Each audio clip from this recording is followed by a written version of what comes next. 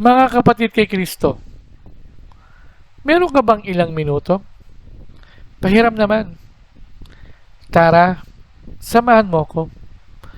Ating pagnilayan ang mga salita ng Diyos.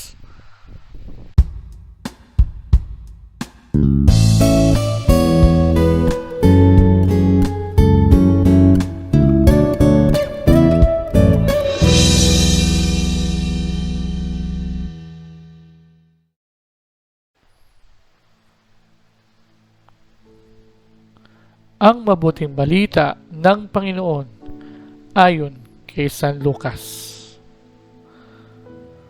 Noong panahong iyon, samantalang pinag-uusapan ng mga alagad si Jesus kung paanong nakilala si Jesus sa paghahati-hati ng tinapay, si Jesus ay tumayo sa gitna nila.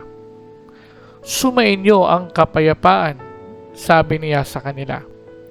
Ngunit nagulat sila at natakot, sapagkat akala nila'y multo ang nasa harapan nila. Kaya't sinabi ni Jesus sa kanila, "Ano't kayo'y nagugulumihanan? Bakit nag-aalinlangan pa kayo? Tingnan ninyo ang aking kamay at paa. Ako nga ito. Hipuin ninyo ako at pagmasdan. Ang multo'y walang laman at buto, ngunit ako'y mayroon, tulad ng nakikita ninyo." At pagkasabi nito, ipinakita niya sa kanila ang kanyang mga kamay at mga paa. Nang hindi pa rin sila makapaniwala dahil sa malaking galak at pagkamangha, tinanong sila ni Jesus, "May makakain ba riyan?" Siya ay binigyan nila ng kaputol na isdang inihaw. Kinuha niya ito at kinain sa harapan nila. Pagkatapos, sinabi sa mga alagad, "Ito ang tinutukoy ko nang sabihin ko sa inyo nung kasama pa ninyo ako. Dapat matupad ang lahat ng nasusulat tungkol sa akin, sa kautusan ni Moises, sa mga aklat ng mga propeta at sa aklat ng mga awit." At binuksan niya ang kanilang pag-iisip upang maunawaan nila ang kasulatan. Sinabi niya sa kanila, "Ganito ang nasusulat. Kinakailangang magbata ng hirap at mamatay ang Mesiyas at muling mabuhay sa ikatlong araw. Sa kanyang pangalan, ang pagsisisi at kapatawaran ng mga kasalanan ay dapat ipangaral sa lahat ng bansa magmula sa Jerusalem. Kayo ang mga saksi sa mga bagay nito." Ang mabuting balita ng ating Panginoon.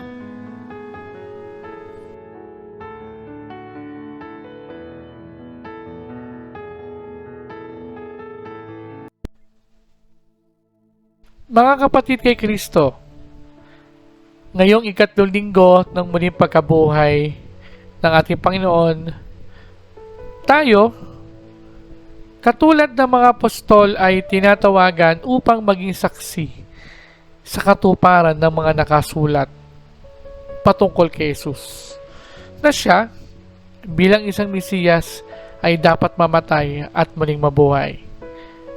May mga pagkakataon na maaari tayong makaranas ng pagkagulat, pagkamangha at kagulumihanan o kaguluhan sa ating mga isipan. Subalit, alalahanin natin na huwag tayong padadala sa mga ito. Pagkus, ating ipagpatuloy ang mensyon na kalintulad na iniatang ng Panginoon sa mga apostol. Ito ay ipahayag ang salita ng Diyos sa iba. Ating patotohanan na si Jesus ay muling nabuhay. Gawin natin ang ating papel na patuloy na akayin ang mga kaluluwa na manalig na si Kristo ay buhay. Mga kapatid, sa puntong ito, samahan ninyo ko sa isang panalangin. Panginoon, nagpapurit, nagpapasalamat po kami sa pagkakataong inyong ipong ibinigay sa amin na kami ay magkatipon-tipon, magkasama-sama. Sana po, Panginoon, tulungan niyo po kami sa pagtupad namin sa aming pong misyon na ikaw ay ipahayag sa iba. Tulungan mo po kami, Panginoon, laban sa mga bagay na maari makahadlang po sa paggawa ng misyon na ito. Tulungan mo po kami, Panginoon, na huwag kaming magpadala sa mga negatibong damdamin na maaari naming maramdaman. Tulungan mo po kami, Panginoon, upang maisagawa namin, maisakatuparan namin ang mga misyon na iniatang mo sa mga apostol. At harinawa, kami ay maging buhay na saksi sa iyong mapagpalang sakripisyo para sa aming kaligtasan, para sa kaligtasan ng bawat isa laban sa kasalanan. Hinihiling po namin ito sa iyong pangalan, Panginoon, kasama ng iyong Ama at ang Espiritu Santo, magpasawalang hanggan.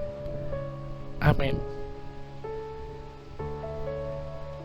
Muli, mga kapatid, maraming salamat sa pagsama ninyo sa ilang minutong refleksyon upang ating pag-aralan, pagnilayan ang dakilang sakripisyong ginawa ng ating Panginoon para sa kaligtasan ng bawat isa.